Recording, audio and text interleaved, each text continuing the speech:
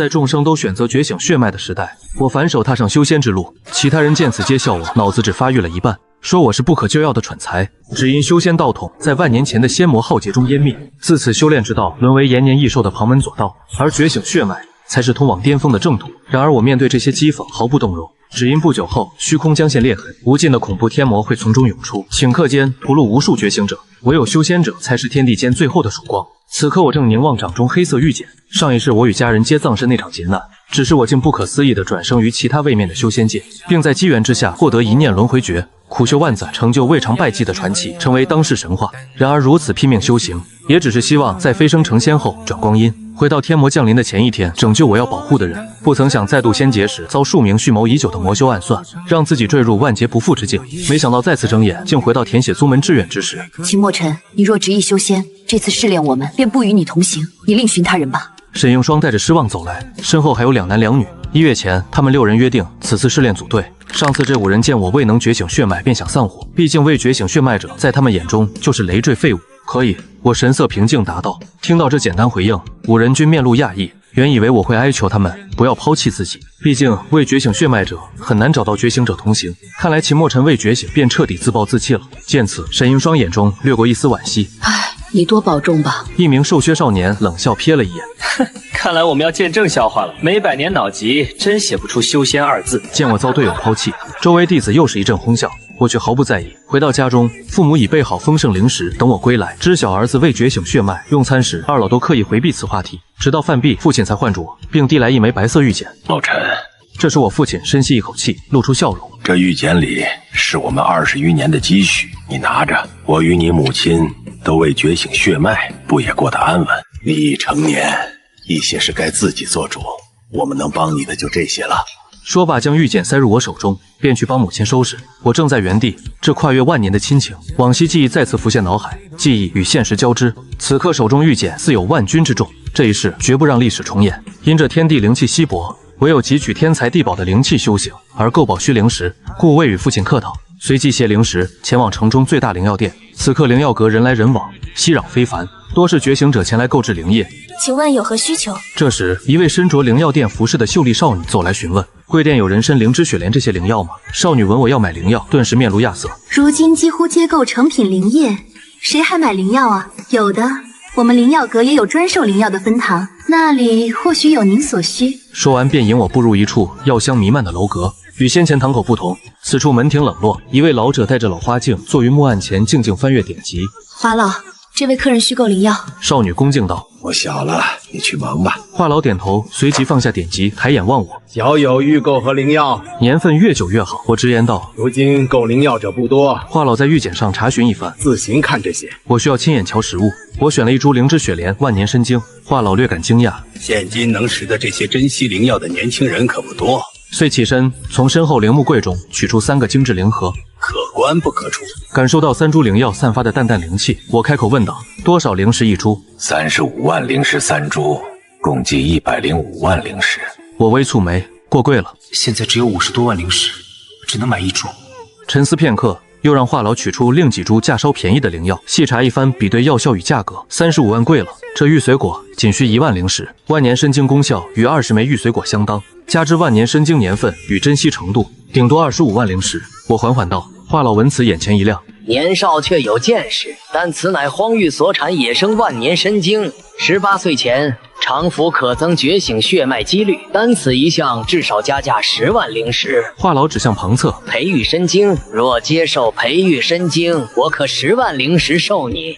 我看一眼便摇头，己无灵气对自己无用。此时一位面有刀疤、面目凶悍的中年修士踏入灵药店。老华，领账。他一进门便将储物袋置于柜台，几缕灵血从袋中渗出。华老打开储物袋，倒出其中物件，是一堆血淋淋的妖兽材料。收获颇丰啊！华老赞道。还行，遇上2头4阶妖兽，折了我几位弟兄。中年人咧嘴，露出一口黄牙。共计200万灵石。转灵石玉简变成，记得替我备些灵液，明日我来取。说完，头也不回离去。柜店也收材料。我诧异问道。华老一边整理材料，一边点头。有些灵液炼制需灵材辅佐，这家伙就是专做此行的觉醒者。随即华老笑着看向我，小子可愿做笔交易？我顿生疑惑，何交易？我也瞧出你缺灵石，看你对这些灵药颇有见解，来我店中做事，这3株灵药算作酬劳。我沉吟片刻，缓缓摇头，紧接着话痨手指轻敲台面，又道：那我退一步，我这儿常有人来受荒域所得灵药，有些奇特灵药我也难断其旨，届时需你帮忙鉴定，可否？我听后点头，这条件看似我得意，但以我阅历眼光，替话痨鉴定灵药，实乃他大占便宜。行，那下次再会，盼你给我惊喜。话痨将3个灵核递我，然后转身继续整理材料。拿到灵药后，我便驾驭法器前往明月湖灵境。重生归来后，我发现明月湖灵境灵气较他处浓郁，此刻正欲去明月湖突破。3株灵药所含灵气并不算多，若与其他修士想突破炼气或有困难，但我作为曾屹立人道巅峰的强者，自能将3株灵药效用发挥极致，突破炼气十拿9稳。明月湖灵境还有许多老者坐于湖畔打坐修仙，只是这些人所谓的修仙，在自己看来，无非就是坐在那里放松身心而已，根本不算修行。我来到一株粗大灵柳旁坐下，立有几名白发老者围来。前几日自己开始修炼时，这些老者便发现靠近我可让他们精神焕发，所以每见自己，他们都会凑近。我未多言，开始运转一念轮回诀，周遭稀薄灵气汇聚而来，灵柳枝摇曳，仿若更显翠绿。周围老者浑身舒畅，面色红润，有种重返青春之感。后半夜月明星稀，灵境中人群渐散。再次内视后，觉得可尝试突破，便在地上绘一小聚灵阵，取出3株灵药置入阵中。聚灵阵散发朦胧微光，3株灵药迅速枯萎，其内灵气被尽数提取，汇成缕缕可见灵雾被我吸纳。此刻我心无旁骛，全力冲关。清晨，我身旁刮起一阵灵风，我猛然睁眼，呼出一口浊气，感受到久违的灵力涌动，终于突破炼气1层了。如此便可施展些小术法，也算有自保之力。往昔我对修炼一无所知，跌跌撞撞100年才入正途。这一世，我一定要每个境界都真挚完美，再登巅峰。随即起身离去。这时，一些晨练老者来此。这是谁在地上画的图？有意思。一位鹤发童颜的清瘦老者皱眉看了一阵，旋即坐于图案中央，瞬间猛然一震。有意思，你替我查查此图何人所绘。回到家中，我换了一身法袍，才前往宗门。再过一段时间，圣院便会联合所有宗门举办首届天命杯大赛。大赛头名可得海量关注与巨量资源，只有通过宗门考核进入宗门，才有机会参加天命杯大赛。所以这宗门考核自己还得去凑个热闹。此刻青云宗6殿喧闹嘈杂，我的出现让殿内短暂安静。我们宗门修仙大佬来了！有人出言嘲笑，但预想的附和却未出现。此刻其他弟子正惊讶地望着我。今日的我似乎与往昔不同，有种超然脱俗之感。就在这时，授业长老林雪瑶步入殿内，悄悄桌案，让大家安静，然后开始讲述此次宗门考核的注意事项。这次云州28宗门联考，地点是38号试炼秘境，猎杀不同等级妖兽，获取不同积分，其中遇见1级妖兽都堪比筑基体。会儿大家到广场领取出发前物资。说完，林雪瑶便转身离去。各位弟子遵守秩序，排队过来领取物资。此刻广场中，一个威严声音从前传来，正是宗门宗主。作为觉醒者，即便不用扩音法器，声音也极具震慑力。觉醒者在中间领取，炼气师在右边，炼丹师在左边。修仙不是我们宗门谁选的修仙。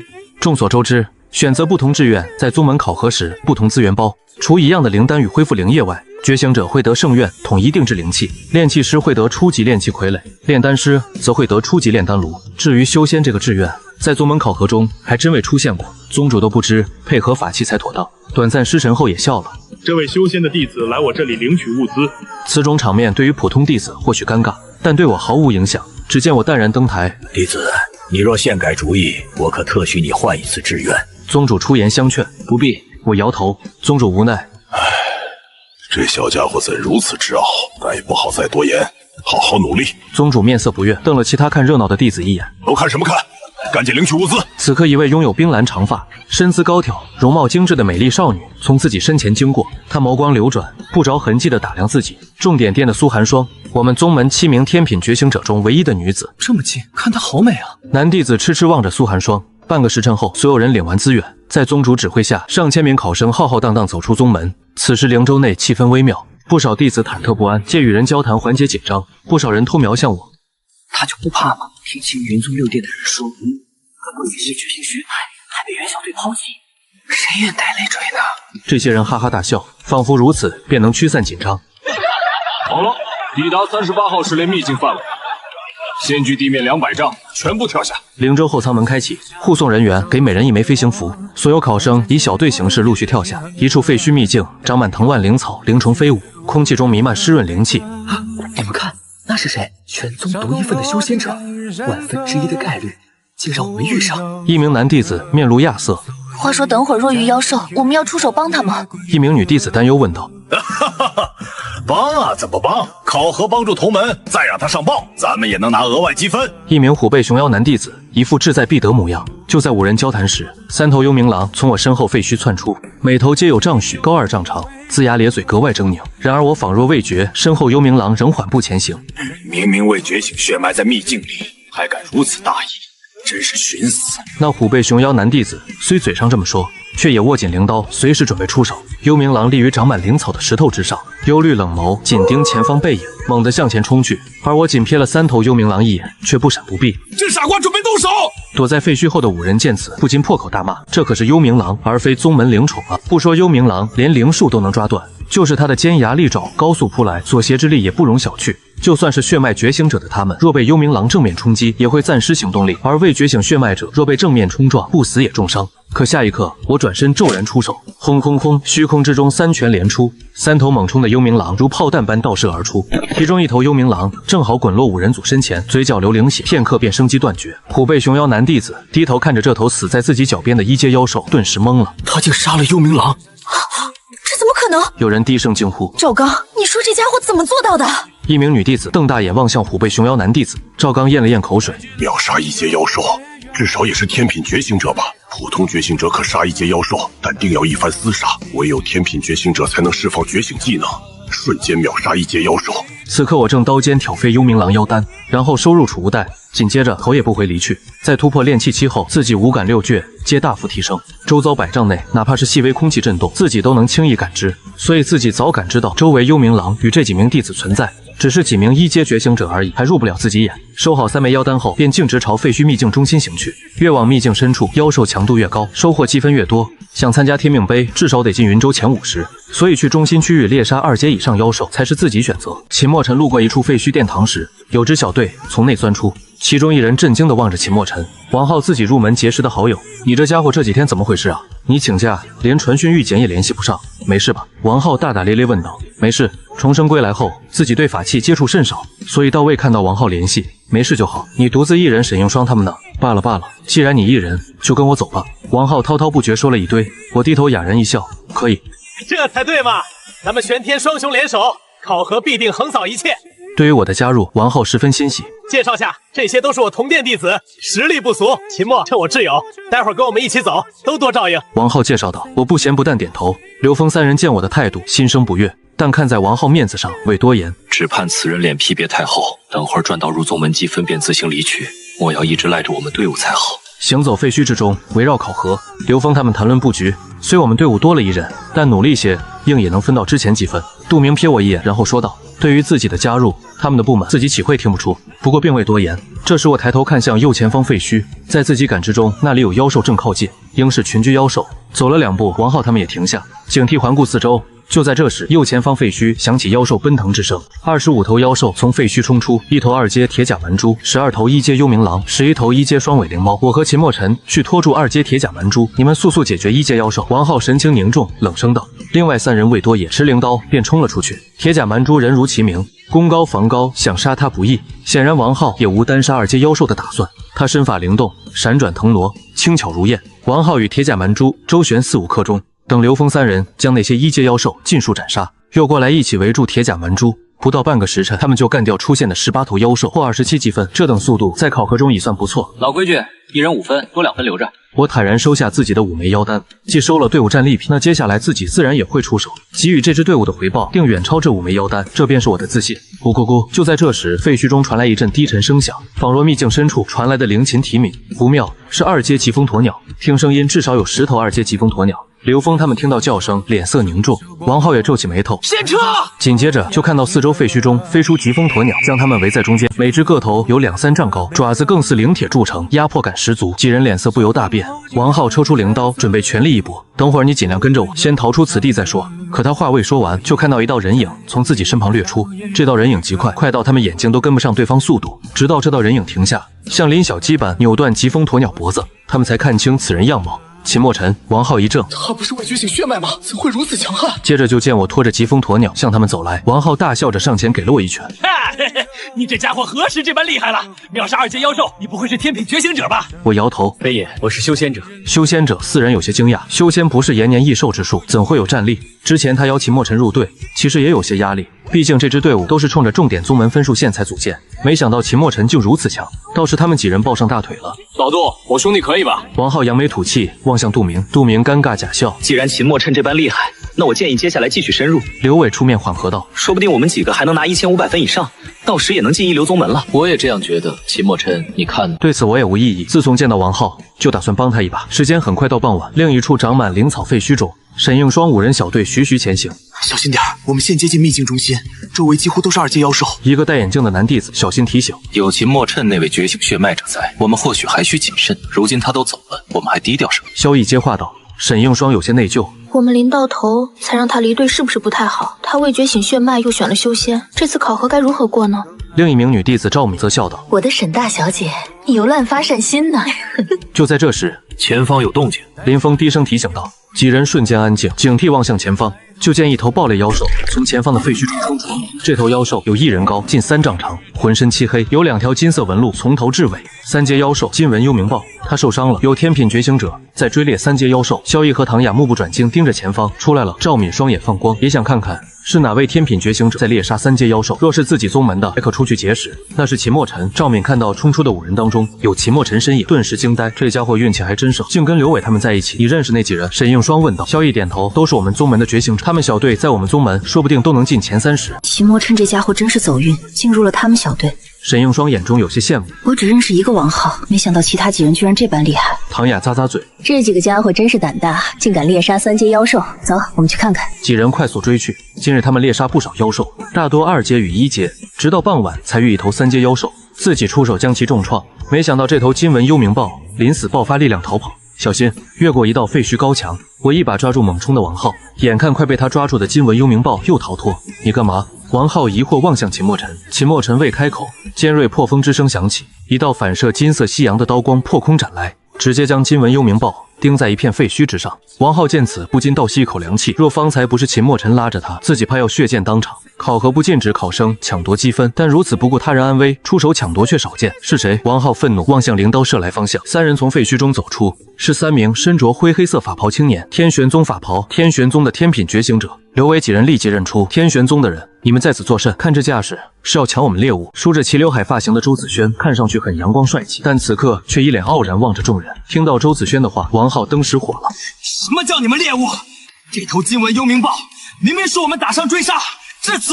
周子轩淡然一笑，指着被钉在废墟墙上的金纹幽冥豹说道：那把灵刀是谁的？王浩一时语塞，怒目而视。刘伟他们也看出对方要抢猎物，都握紧拳头。对方是天玄宗天品觉醒者，他们几人一起上，都未必是其对手。这头妖兽是被灵刀钉死，而这把灵刀是我的，那这头妖兽自然就是我的。周子轩无视几人怒目，走到被钉在墙上的金纹幽冥豹前，取下灵刀，刀尖轻轻一挑，挑飞金纹幽冥豹腰丹。就在这时，一块拇指大小灵石爆射而出，叮的一声打在废墟墙上，旋即反弹撞在被周子轩挑飞的腰丹上。被撞飞的腰丹不偏不倚，正好朝自己这边飞来。然后我手一招，直接将腰丹拿在手中。有高手！周子轩双眸一凝，冷然看向自己。普通人竟有这等手段，有点意思。这妖兽是我的，那么插在上面的灵刀也该是我拿来吧。我看着周子轩手中灵刀，缓缓伸出右手。有意思，好久没人敢在我面前这般嚣张了。周子轩被逗笑，他缓缓抬起右臂，他周围温度骤升，地上他脚边灵草被瞬间蒸干燃起。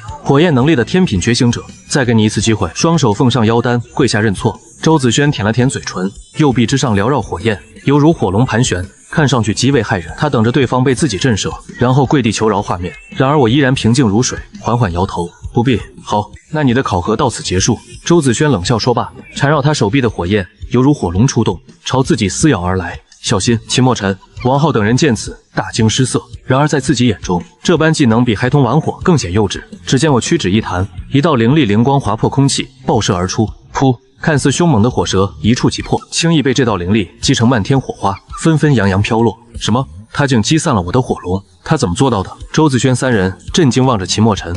有意思，再来试试我的双龙狂舞！周子轩一招火龙被破，怒意横生，抬起双臂，双臂之上皆缠绕火龙朝自己撕咬而来。住手！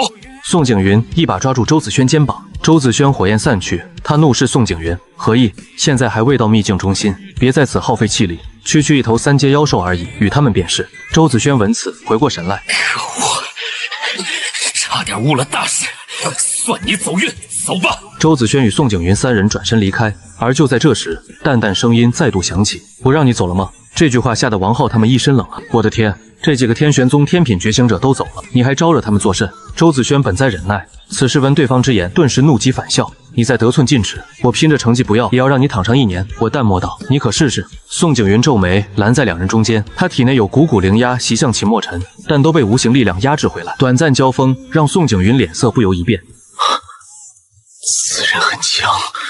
此刻宋景云不想再多浪费时间，便将自己的灵刀给了秦墨尘。如此可满意？我缓缓点头，此次便罢，记住没有下次。景云，你别拦我，让我教训这小子一顿！周子轩像头发怒凶兽，但被宋景云死死拦住。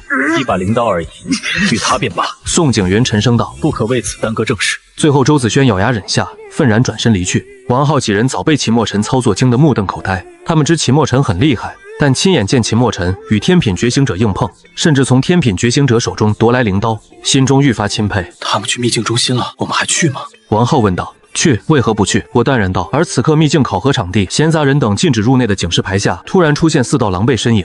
停下作甚！一名抱着精致灵木盒的中年修士喝问道：“三哥，非法闯入考核秘境是违规的，若被发现要受重罚。”一名衣衫不整、手臂缠绷带青年迟疑道：“都何时了？若被那些家伙追上，命都没了，还怕违规？”说完，中年人抱着精致灵木盒，直接越过5、6丈高灵网，跳进秘境之中。其余3人稍作犹豫，也跟了进去。他们进去没多久，又有10几个彪形大汉出现。魏明远他们进了秘境，还追吗？一人问道。追！1000年灵果与雪域果要效惊人，只要有一口气就能救回，必须带回家族。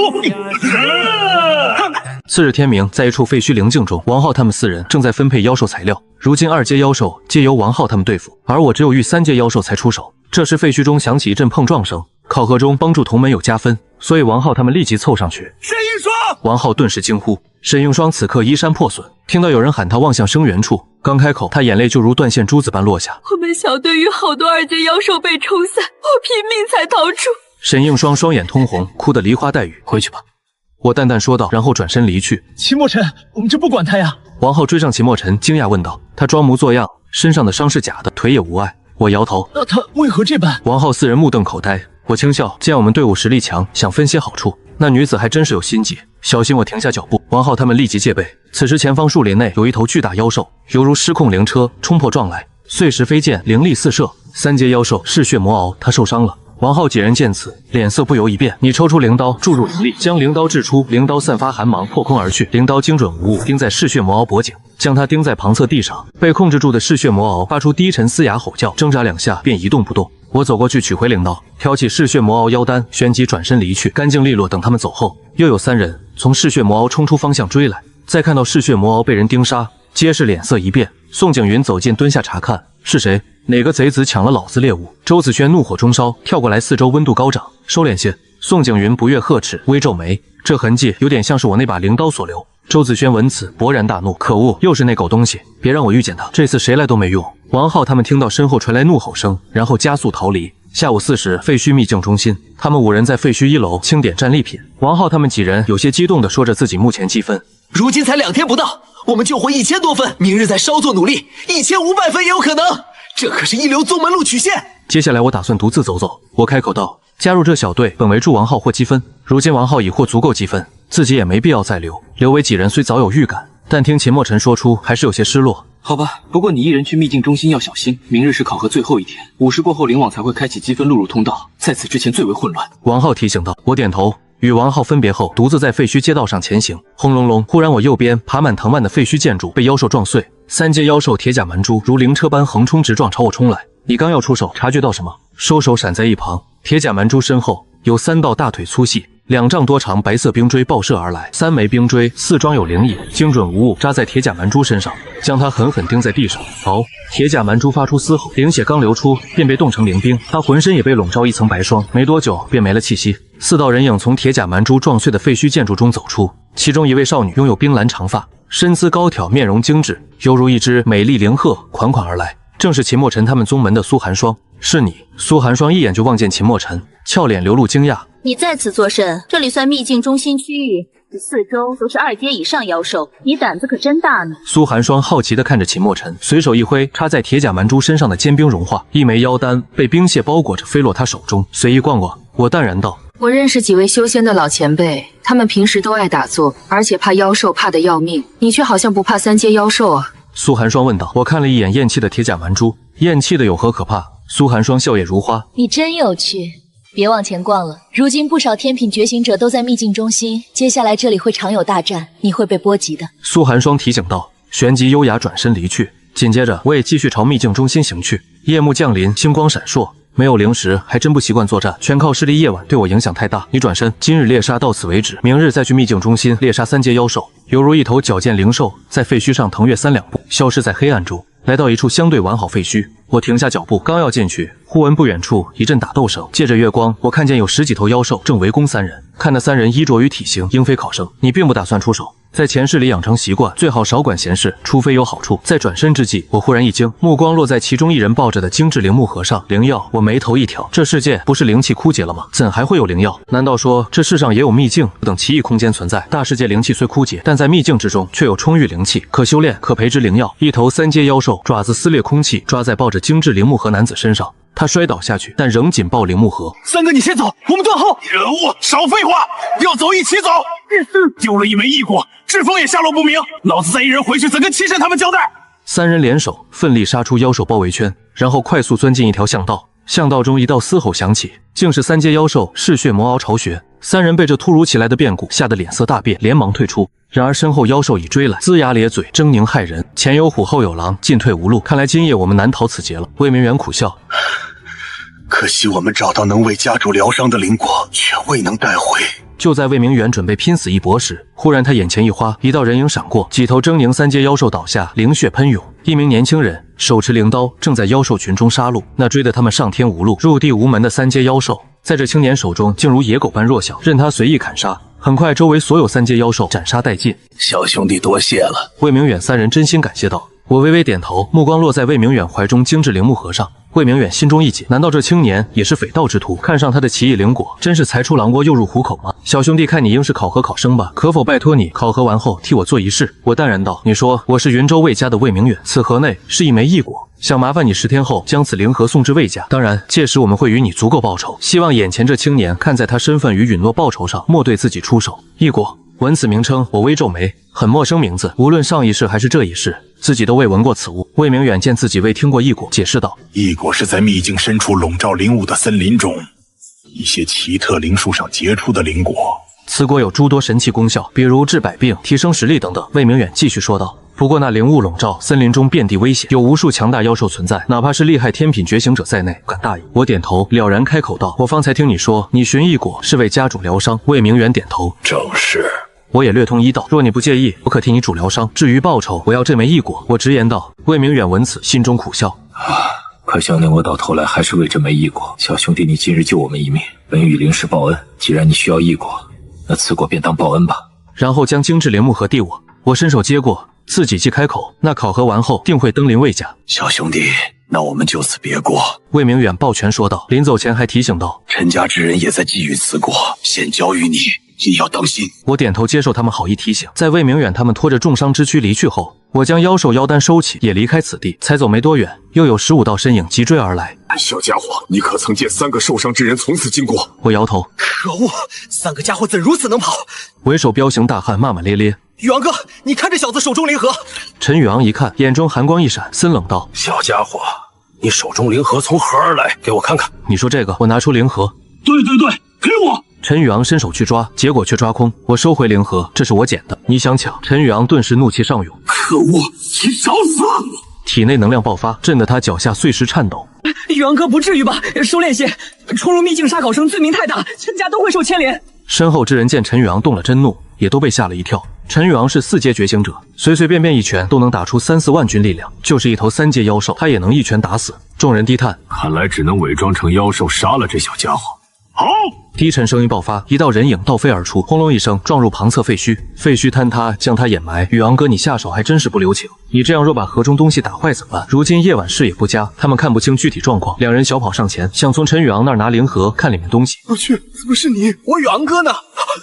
紧接着，2道人影再度倒飞而出，落在陈宇昂撞塌废墟之中。有些生疏了，我活动活动身体。苍蓝9变是苍蓝仙宗入门基础秘籍，曾经自己一脚可碎星辰，如今虽无当初境界，但对付几个觉醒者绰绰有余。其余人见此都愣住，这考生怎如此强？一起上！有人嗷了一嗓子，剩下10几人全部爆发冲了上去，砰砰砰！下一刻，10几人全部倒飞而出，撞入废墟，哀嚎声此起彼伏。我走到被掩埋陈宇昂那里，陈宇昂灰头土脸，吐出口中泥沙，他知自己栽了，踢到一块灵铁板。方才那年轻人自己绝对打不过，忽然他见自己正盯着他，顿时惶恐不已。你想做甚？你就是这队人领头，并未理会陈宇昂问题，而是淡漠问道。陈宇昂连忙摇头道：不是。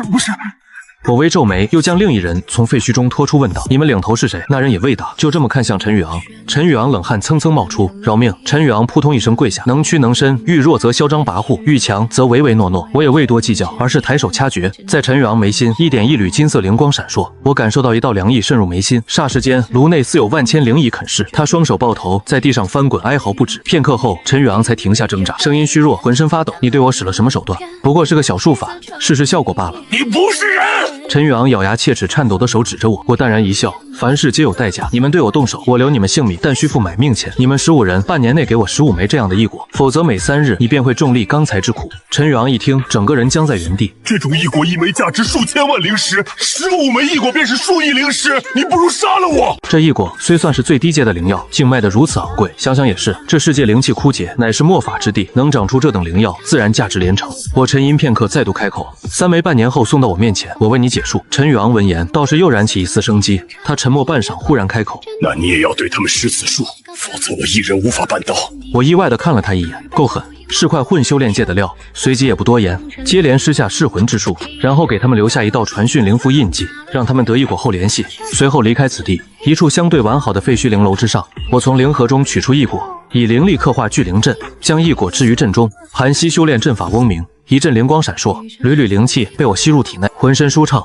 而那异果在我吸纳下迅速干瘪，竟连炼气1层中期都未达到。对于异果的效果不甚满意，既然有异果，那生长异果之处是否还有更珍贵的灵药？考核完后要回去多了解这方面的信息，若有，那么自己1年内突破金丹便简单许多。天刚蒙蒙亮，我就朝秘境中心进发，来到一处废墟，灵墟中心弥漫着灵血与灵草汁的气味，应是前不久发生过激战。突然废墟中接连2声凌厉的碰响，灵剑从我身侧擦过，同学独自一人，一名身着蓝色法袍的男弟子提着灵刀走出，上下打量我。我去，连觉醒者都不是。那人破口大骂：“罢了，蚊子再小也是肉，把这2日的收获交出来吧，免受皮肉之苦。”我笑了，居然还真有人打劫自己。1分钟后，哥别打，疼！青天哥，这是我们2人收集的妖兽材料，总价值3000分，您收好。身着蓝色法袍的5名弟子鼻青脸肿，跪在地上，恭恭敬敬将储物袋中的妖兽材料双手奉上。滚吧！我收起储物袋，神色平静。好嘞！鼻青脸肿的5人如获大赦，连滚带爬逃离此地。我继续前行，四周打斗，与妖兽哀嚎声不断，还有灵力声。这时，一道兽影坠落在我前方，一头妖兽从坍塌废墟中冲出，是3阶妖兽银甲凶蜥。就在这时，有8根冰锥爆射而来，冰锥尽数砸在银甲凶蜥身上。此时，一道半虎半人的身影暴掠而至，对着笨拙的银甲凶蜥一阵猛击。之后又有3人出现，联手将这头3阶银甲凶蜥斩杀。我站在一旁有些惊讶，没想到竟在此处又遇苏寒霜。此刻苏寒霜也看到了我，旋即不满地皱起眉头：“哟，你这人怎么不听劝呢？让你别来秘境中心，你还来，你的胆子真不是一般大。唉，不选炼气师而选修仙，屈才了。”萧景环颇为赞许我的胆量，几人快速取下银甲凶蜥妖丹，然后朝我走来。有事？苏寒霜给了我一个白眼：“你是不是没弄清现在状况啊？这里到处都是天品觉醒者和3阶妖兽，你一个修仙的家伙跑这儿来做什么？我知道附近有处相对完好的废墟，那里比较安全，我们把你带过去。”感觉到苏寒霜对自己有些太好了，不禁多看了他几眼。与苏寒霜一起的萧景环3人也诧异地看着他：“寒霜，你怎么对他这么好？不会是看上他了吧？你是2阶天品觉醒者，他只是个修仙者，你们没未来。”刚变身的赵子轩恢复了原样，此时狐疑地看着2人，一开口就是浓浓中二风。苏寒霜俏脸刷的红了。看上你个大头鬼，我是看在同门份上才帮他的。好吧，这样啊。赵子轩一副原来如此的表情。那咱快走呗，说好还要去蹲冯雪瑶他们据点呢。萧景环也点头道：“听说冯雪瑶他们负责流油，现在他们团队至少有2万份。”孙明辉说道：“我觉得还不如去找周子轩他们。找他们？你疯了吗？周子轩可是天轩宗的人，去找他白给。”萧景环惊讶不已：“周子轩他们没那么强，听说他们之前想抢人家3阶妖兽，踢到灵铁板了，还赔了一把灵刀出去。后来好不容易打败了一头3阶嗜血魔龙，结果又被那人给虎口夺食，到现在还提着刀到处找人呢。”孙明辉笑着解释道。萧景环惊讶不已：“他们好歹也是天炫宗的天品觉醒者，这么弱？”几人边走边议论，我在一旁听着也没插嘴，倒是没想到自己和那家伙的恩怨居然传得这么快。就在此时，咕咕咕，前方废墟中传出一阵低吼声，几人立即收声，进入戒备状态，小心翼翼地从废墟后面望过去，顿时露出欣喜之色。3阶妖兽嗜血魔，运气真好。赵子轩舔了舔嘴角，不过他旁边还有8头2阶妖兽。苏寒霜秀眉微皱，等会儿你跟在我身旁，不要走太远。萧景环率先出动，他也是火系天品觉醒者，双手缭绕灵火，声势惊人。赵子轩龇牙咧嘴，肌肉隆起，法袍被撑破，眨眼之间，他化为半人半虎的拟兽形态，散发一股狂野暴虐气息，向前奔去。孙明辉提着灵刀紧随其后，灵刀金光闪烁，轻易斩杀一头朝他扑来的2阶妖兽，大战瞬间爆发。苏寒霜相当于法修，在周围凝聚起一根根手臂粗细的冰锥，如离弦之箭般射出支援战场。不到1刻钟，在他们4人娴熟配合下，便将所有妖兽尽数解决，完美1008分到手。赵子轩恢复常态，接着萧景环将一枚2阶妖兽妖丹扔给我，我也有，我有些意外，收着吧。既然寒霜邀你同行，那你也暂时算小队一员了，见者有份。孙明辉笑着说道：“还不错吧？”赵子轩换好法袍，走过来拍了拍我肩膀。跟咱们走，有我们的肉吃，就有你一口汤喝。突然，废墟中响起3声灵剑响，正说笑的苏寒霜他们瞬间翻身藏到废墟后，进入戒备状态。苏寒霜，别躲了，你们5个人拿5000分，我们转身就走。一道清脆悦耳的女声响起：“认识你的人是谁？”萧景环看向苏寒霜，苏寒霜有些茫然摇头。赵子轩偷偷探出半个头，然后立即缩回。可恶，风雪瑶之前还议论着准备去蹲点他们呢，结果还没行动，反倒被他盯上了。这几个家伙精力怎么这么好？接连打劫3所宗门的天品觉醒者小队，现在不找地方藏起来休息，还敢来打劫我们！赵子轩咬牙道。苏寒霜沉默片刻，说道：“听说5中有名觉醒了治疗能力的天品觉醒者，或许就在冯雪瑶他们队伍之中。难怪他们敢这么嚣张。”萧景环脸色凝重：“怎么办？”孙明辉问道：“出去直接干翻他们不行？不行，他们有治疗系觉醒者，一边打一边恢复，打不过。”萧景环摇头：“这冯雪瑶他们队伍什么配置？”我开口道：“3名2阶天品觉醒者，2名1阶天品觉醒者。”萧景环说道。我点头又问道：“有3阶天品觉醒者吗？”没有，你想干啥？萧景环看着我：“没有3阶天品觉醒者，你们为何如此畏惧？修炼界之人皆是与天争、与地争、与人争，不敢拼搏之人根本在修炼界混不下去。所以萧景环他们这种不敢拼的心态，我有些不认同。”就在此时，碎石沙砾漫天飞舞，一头近3丈高、浑身棕色毛发的熊人一拳轰塌废墟，兴奋的仰天长啸：“真当老子是软柿子！”赵子轩骂了一声，瞬间化为猛虎拟兽形态，一头熊人和一头虎人激战正酣，肉搏拳拳到肉。苏寒霜给5000积分就让你走，否则别怪我辣手摧花。冯雪瑶玩味笑着走来，看到我不禁调侃道：“这是哪儿找的小白脸呢？挺帅的呀。小帅哥跟苏寒霜没前途，跟姐姐走怎么样？”苏寒霜俏脸红扑扑：“冯雪瑶她只是我同门，你在乱嚼舌根，信不信我撕了你的嘴？”冯雪瑶笑得更加开心。呦，急了。不过你打得过我吗？冯雪瑶手一挥，又有8名天品觉醒者从废墟中走出。苏寒霜银牙紧咬，气呼呼地瞪着冯雪瑶。我站了出来，轻笑道：“你要是愿意给我2万积分，我也可以跟你走。”此话一出，苏寒霜和冯雪瑶都愣住了。他是怎么能如此平静，说出这种虎狼之词的呀？2万，就凭你也敢喊2万？你干脆去抢算了。就在此时，小心！苏寒霜一声轻喝，有妖兽来袭！众人脸色不由一变，我微微皱眉，这气味和异果的味道几乎一样，数不清的妖兽如洪水般朝他们吞没而来。什么情况？考核怎么也有兽潮？众人大惊失色。突然我眼前一亮，就见一头3阶妖兽嘴里正叼着一颗异果。别看了，快跑啊！苏寒霜俏脸上满是惊慌，下一刻，因为逃跑的方向也有妖兽闻到异果气味围了过来。现在他们被包围在了妖兽中间。楚狂，你带3人保护林雨薇。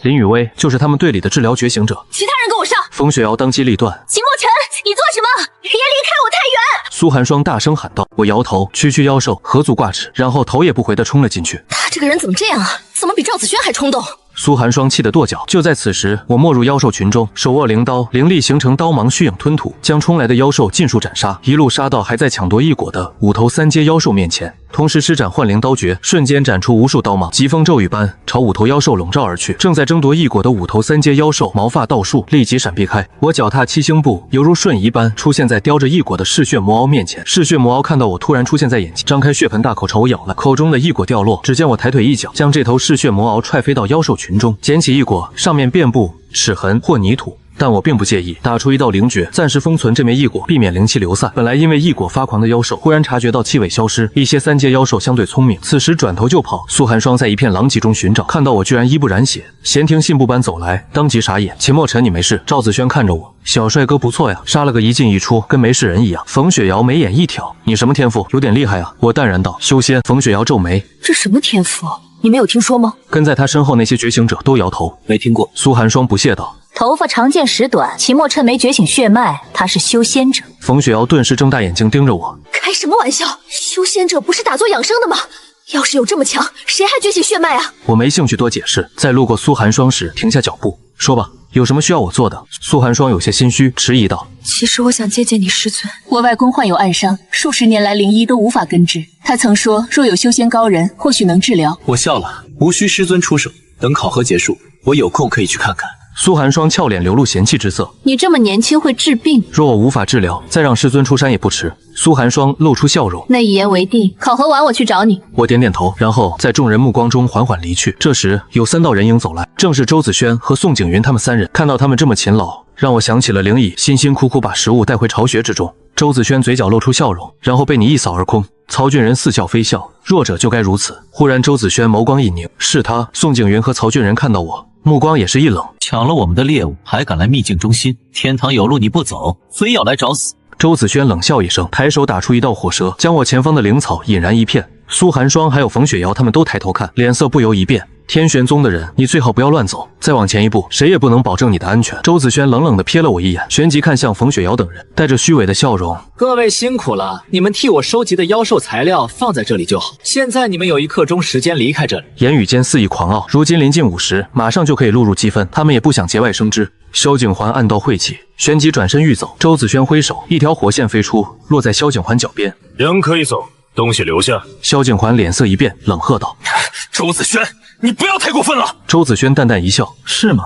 刹那间，萧景环率先出手，他舞动双臂，灵火缭绕，犹如暴走的火人，班门弄斧。周子轩不屑一笑，双臂之上涌出灵火，他双手一拍，灵火狂涌，化作一支支火箭爆射而去。萧景环缭绕的灵火，顷刻间便被周子轩的火箭射散，他身中数箭，喷出一口灵血，倒飞落地。赵子轩化作半人半虎，身高2、3丈，但是站在曹俊仁化作的熊人面前却小了一拳。二者对轰2拳，赵子轩噔噔噔连退数步，曹俊仁却纹丝不动。孙明辉灵刀吞吐金色刀芒，朝宋景云斩去，还没冲到宋景云面前，他的灵刀就哐当一声落在地上。宋景云一脚将其踹飞。普通宗门的天品觉醒者这么弱吗？周子轩手臂上灵火跳动，居高临下俯视被他们打倒在地的萧景环等人，微微摇头。败北的众人闻此，脸色难看至极。愿赌服输。众人依次将储物袋中的妖兽材料扔了过去。你就算了。宋景云阻止了取储物袋的林雨薇，面带和善笑容。据说宗门开学后会有一场大赛，届时我期待与你的合作。林雨薇不置可否。这些家伙虽然实力不怎样，但收集妖兽材料倒是不错。宋景云也面带微笑，看了看计时灵气，淡漠道：你们可以离去了，还有半个时辰到5时，若运气好，应该还能找到800分。看一切结束了，我起身拍去身上灰尘，该自己上场了。站住！周子轩的声音冷冷响起，众人一顿。我没说你可以走。周子轩指向我，谁说我要走了？秦墨尘，别耍脾气，把妖兽材料给他们吧。苏寒霜担心，压低声音提醒道。我摇头，目光直视傲气十足的周子轩，淡漠道：我说过，上次就算了，不要再有下次。看来你们把我的话当耳旁风了。老气横秋的语气，颇有老前辈教训小辈的味道。不是哥们，你有没有搞清楚现在的状况啊？那几个可是天玄宗的2阶天品觉醒者，他们不找你麻烦就谢天谢地，你还敢挑衅他们？冯雪瑶背后鼻青脸肿的考生幽怨地看着我，下意识地远离了我一些。周子轩3人听到我的话，面沉如水。饶是擅长隐忍的宋景云被我这么训，也是眼冒寒光。之前我饶你一次是要保留实力拿积分，现在我已有了足够积分，你觉得还能从我手下逃走？周子轩面容扭曲，狰狞冷笑，他手臂上灵火跳动，仿佛下一刻就会爆射而出。此话一出，苏寒霜他们顿时屏息，瞪大眼睛看着我。之前他们还讨论过是哪位猛人能破掉周子轩的火蛇，没想到那个人竟是我。我缓缓开口：“你尽可以试试。”顿了顿，又看向宋景云和曹俊仁：“你们也一起吧，别浪费时间了。”宋景云被这句话逗笑了。已经很久没有人敢这样藐视我们天玄宗的天品觉醒者了。曹俊仁是兽系觉醒者，下一刻他举起拳头朝我脑袋呼了过来。小心躲开啊！苏寒霜被惊出一身冷汗，接着就看到一道硕大的身影猛地倒飞而出，然后轰隆一声砸在后面废墟之上。周子轩不淡定了，浑身灵火暴涨，他双手拍动，灵火狂涌，化作一支支火箭射向我。只见我抬手一挥，股冰寒之气席卷而出，竟连周子轩的火箭都被冻成了一支支冰雕。宋景云脸色一变再变，猛地半蹲下去，双掌按在地上，一股无形的灵压波动朝我席卷而来。我抬脚一跺地面，一股小型灵力风暴骤然形成，旋即肆虐开去。灵草的方向倒转，全部指向宋景云。灵力风暴震散了宋景云的攻击，半蹲在地的宋景云整个人倒飞而出，在空中喷出一口灵血，洒落地面。周子轩见此，不敢再有任何保留，他身周灵火暴涨，旋即化作一条水桶粗细的火，咆哮着朝我撕咬而去。我张嘴猛地一吸，凶猛无匹的火龙被自己一口吞下，然后打了个饱嗝，吐出一缕白烟。不可能！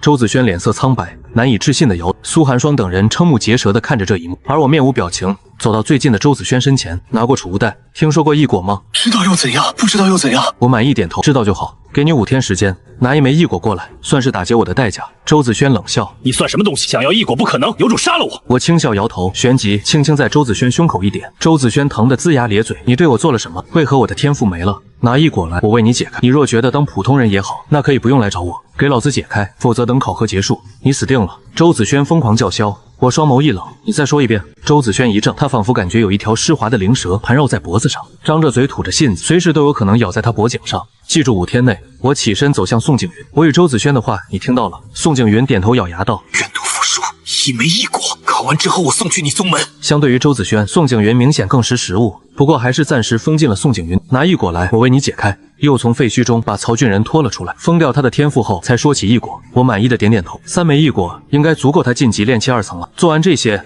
将2个储物袋扔给赵子轩和苏寒霜。赵子轩有些懵：“秦墨尘，你这是什么意思？”我笑了笑：“我们不是一个团队吗？见者有份，你说的。”苏寒霜想要，又有些迟疑：“是不是太贵重了？”“是吗？”我思忖：“那还给我。”苏寒霜立即抱住储物袋：“我就客气一下，谁送出去的东西还能要回去？”我有些无语，旋即转身离开这里。“你去哪儿？”苏寒霜问道。“找个地方藏起来，等午时传积分。”“别忘了说好的事啊！”苏寒霜喊道。我摆了摆手：“放心，在众人都走后，景云你咽得下这口气？”周子轩恶狠狠地问道。宋景云看着周子轩：“我想去找沈连浩他们帮忙，给他1枚异果，他肯定愿意出手。”周子轩眼中寒光闪过。宋景云摇了摇头：“算了。”秦墨尘在我们体内动了手脚，在他解开之前，我不想再生事端。周子轩再看向曹俊仁：“你呢？”曹俊仁说道：“我打不过他，心服口服，都是怂货。”周子轩骂道：“你们不去，老子一个人去。”这口气我咽不下。离开后，我便找了个相对完好的废墟，以灵力刻下聚灵阵，将那枚残缺异果放在聚灵阵中，一缕缕淡白色灵气飘出，同时运转一念轮回诀，将其炼化。炼气1层中期了，运转玄冰诀，凝练灵石。忽然猛地睁开双眸，眼中金光爆射，随即笑了，从鞋履下方取出1枚拇指大小的金属小球，稍稍用力，灵光四溅，灵力跟踪器。希望你们能多带点人来，不要让我太失望。带来的人越多，那我能拿到的异果就越多。瞥了眼插在地上的灵刀，微微摇头。灵刀始终不习惯，若能找到合适的材料，最好能炼制一柄灵剑。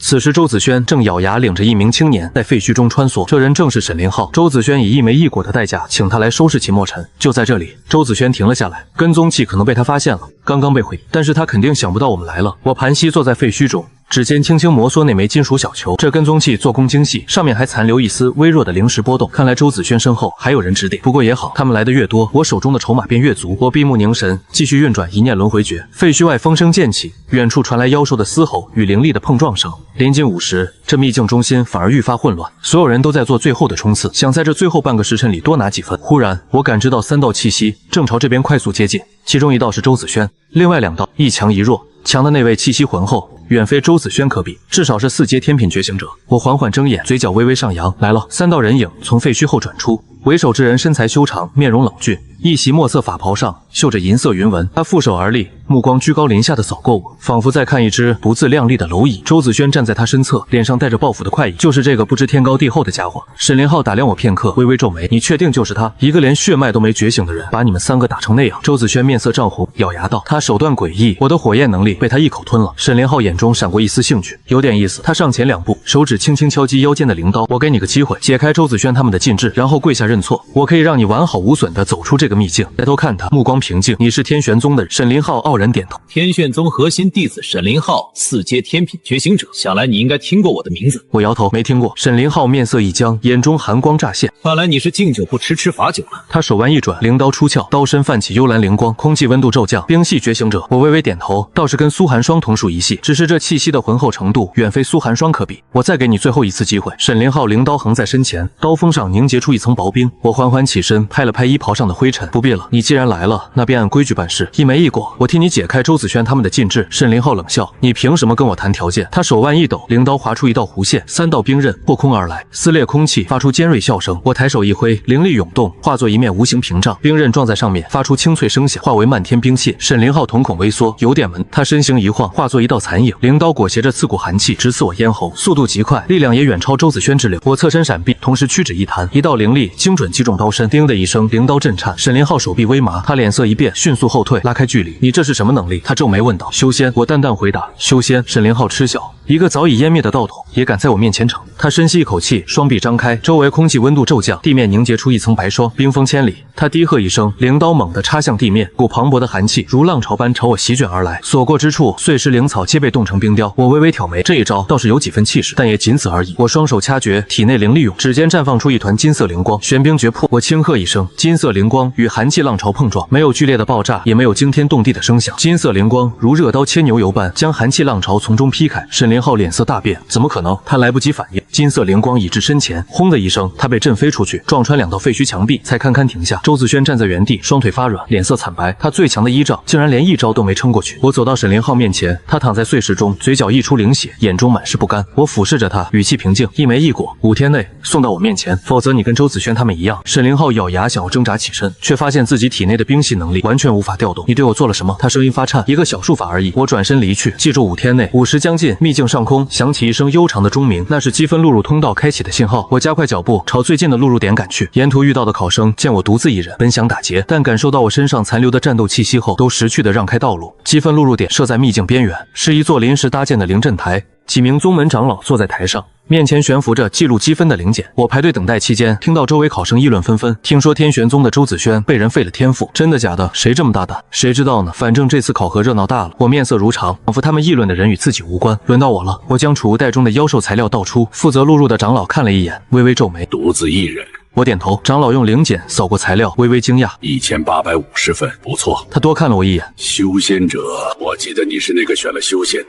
我点头，长老摇头笑了笑，没再多言，将积分录入我的身份灵牌后，挥手示意我可以离开了。走出秘境时，阳光正好，我眯眼看了看天空。考核结束了，但真正的挑战才刚刚开始。魏家的异果苏寒霜，外公的病，还有周子轩他们承诺的异果，这些都是我需要尽快处理的事。回到宗门时已是傍晚，父母站在山门前等我，母亲眼眶微红，上前拉住我的手，回来了就好。父亲站在一旁，虽未说话，但眼中的关切却藏不住。我心中一暖，这一世无论如何，我都要守护好他。回到家中，父亲准备了丰盛的零食，饭桌上，他试探性地问道：“考核如何？”“还行，1850分。”父亲手一抖，筷子差点掉落。1850分，他难以置信地看着我。“你确定？”我点头。父亲沉默片刻，忽然笑了。他连说2个好字，眼眶却有些泛红。母亲也在一旁抹眼泪。他们不懂什么血脉觉醒修仙大道，他们只知道自己的孩没有让他们失望。饭后我回到房间，盘膝坐下，取出那枚从魏明远手中得到的异果。这枚异果虽已残缺，但其中蕴含的灵气依然可观。我将其置于聚灵阵中，开始炼化。一缕缕灵气涌入体内，一念轮回诀疯狂运转，炼气1层后期，炼气1层巅峰。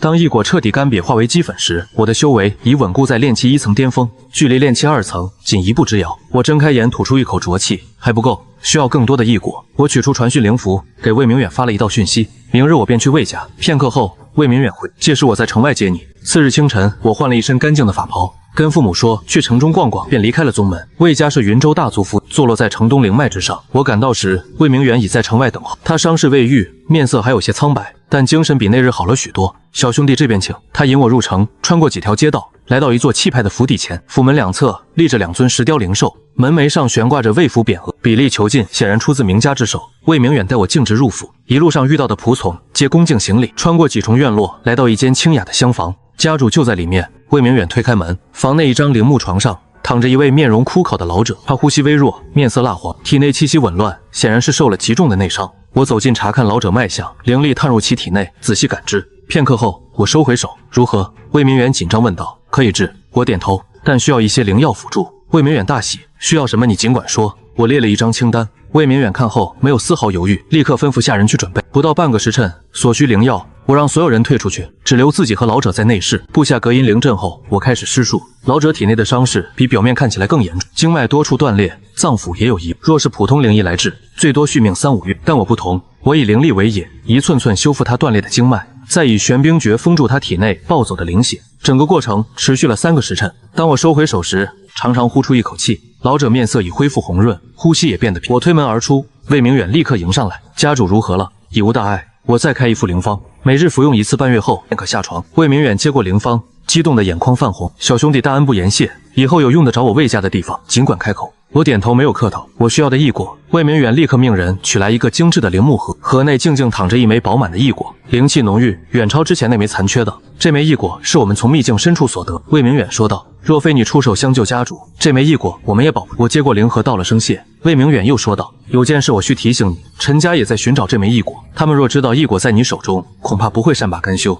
我微微一笑：“无妨，他们若来便是。”魏明远欲言又止，最终只是叹了口气：“你多加小心。”离开魏府后，我没有回宗门，而是去了城中的灵气铺。我需要一柄灵剑，普通的灵剑对我而言用处不大，我需要一柄能承载灵力且足够坚韧的剑。城中最大的灵气铺叫祝风阁，阁内灵气琳琅满目，从最低级的凡铁到蕴含灵力的宝器应有尽有。掌柜是个圆脸中年人，见有客人来，立刻堆起笑脸：“客官需要什么？”“灵剑。”我直说道。掌柜引我到灵剑区，这里陈列着数十柄灵剑，品质参差不齐。我扫了一眼，微微摇头：“太差了。”掌柜一愣：“客官想要什么品质的？”“最好的。”掌柜沉吟片刻，从内室取出一柄通体漆黑的灵剑，此剑名玄渊，以深海寒铁铸成，可承载4阶以下灵力，是我祝风阁的镇店之宝。我接过剑，注入灵力，剑身微微震颤，发出一声清越的剑鸣：“不错，但也仅此而已。”我摇头将剑放下：“还有更好的吗？”掌柜面露难色：“这已是最好的了。”我皱眉：“深海寒铁虽好，但韧性不足，承受不住太强的灵力冲击。我需要的是能随我境界提升而成长的灵。”掌柜想了想，忽然眼睛一亮：“客官可听说过活剑？”“活剑？”我来了兴趣。掌柜压低声音：“传说铸剑师中有一种秘术，可将妖兽的灵魄封入剑中，使剑拥有自我成长的能力。这种剑会随着主人的修为提升而变强，甚至能觉醒自己的灵智。”我眼前一亮：“何处能寻到这种活剑？”掌柜摇头：“这种秘术早已失传，不过我听说在荒域深处有一座上古遗迹，其中或许还留存着活剑的铸造之法。荒域，我若有所思，那是妖兽横行的险，也是无数天才地宝的产地。若真能找到活剑的铸造之法，倒也不虚此行。”我谢过掌柜，离开了祝风阁。回到宗门时已是傍晚，苏寒霜在宗门门口等我，见我回来就迎上：“你去哪了？找你好久。”我微微挑眉：“有事。”他翻了个白眼：“你答应过的事忘了？”“我外公的病。”我恍然：“明日吧，今日有些累了。”苏寒霜盯着我看了片刻：“你脸色确实不太好，那明日午时我来找你。”说完他转身离去，走了几步又回头：“别忘了啊。”我摆手示意知道了。回到房中，我取出那枚异果开始炼化。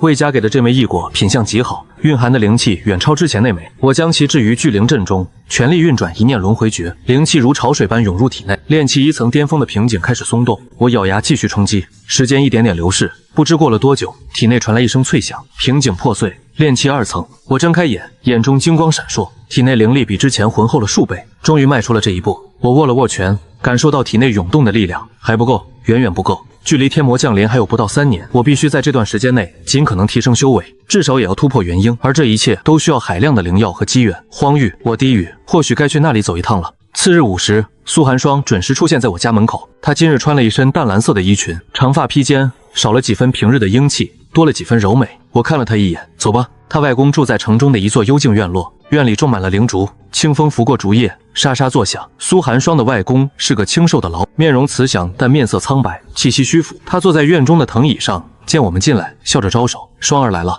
苏寒霜快步上前，握住老人的手：“外公，这是我同门秦墨尘，他说可以治您的病。”老人打量我一眼，眼中闪过一丝诧异：“这么年轻就会治病？”我走近，搭上老人的脉搏，灵力探入其体内，仔细感知。片刻后，我微微皱眉，老人体内的问题比魏家家主更复杂，不仅是经脉受损，还有一股阴寒之气盘踞在丹田深处，若不及时清除，恐怕活不过3年。如何？苏寒霜紧张地看着我：“可以治。”我点头，但需要一些时间。苏寒霜松了口气，眼眶微红：“那太好了。”老人也面露喜色：“小友若真能治好我这把老骨，老头子我必有重谢。”我摆手示意不必多言，随后让苏寒霜去准备灵药。我则开始为老人施术，清除丹田中的阴寒之气，比修复经脉更棘手，需要以灵力一丝丝的将寒气剥离，再以玄冰诀将其炼化。整个过程持续了整整1天。当最后一丝寒气被清除时，老人长长呼出一口气，面色已恢复红润，小有大才。老人由衷赞叹。我点头起身，再服几副灵药调理半月，便可痊愈。苏寒霜送我到院外，他站在月光下，眼中带着感激。秦墨尘，谢谢你。我笑了笑，不必谢，你请我帮忙，我帮你，公平交易。苏寒霜咬了咬唇，那我欠你一个人情，以后有什么需要尽管说。我点头转身离去，走出几步，他忽然叫住我，秦墨尘，回头。他站在月光下，欲言又止，最终只是说了句路上小心，摆摆手，消失在夜色中。接下来的日子，我开始为荒域之行做准备，查阅了大量关于荒域的点，向魏家和苏寒霜的外公打听了许多情报。荒域位于云州以北，是一片广袤的原始山脉，其中妖兽横行，天材地宝无数，但也危机四伏。即便是5阶觉醒者深入其中，也有陨落之险。但我不惧，前世我在更凶险的地方都闯过来了，何况区荒域。5天后，周子轩和宋景云如约送来异果。周子轩面色阴沉，将灵盒扔给我，解开禁制。我接过灵盒打开，确认无误后，抬手解除了他们体内的禁制。周子轩活动了一下身体，感受到能力恢复，眼中闪过一丝杀意，但他最终还是忍住了，转身离去。宋景云临走前看了我一眼，秦墨尘，你很强，但我劝你不要太张扬，天玄宗不是你能招惹的。我淡然一笑，多谢提醒。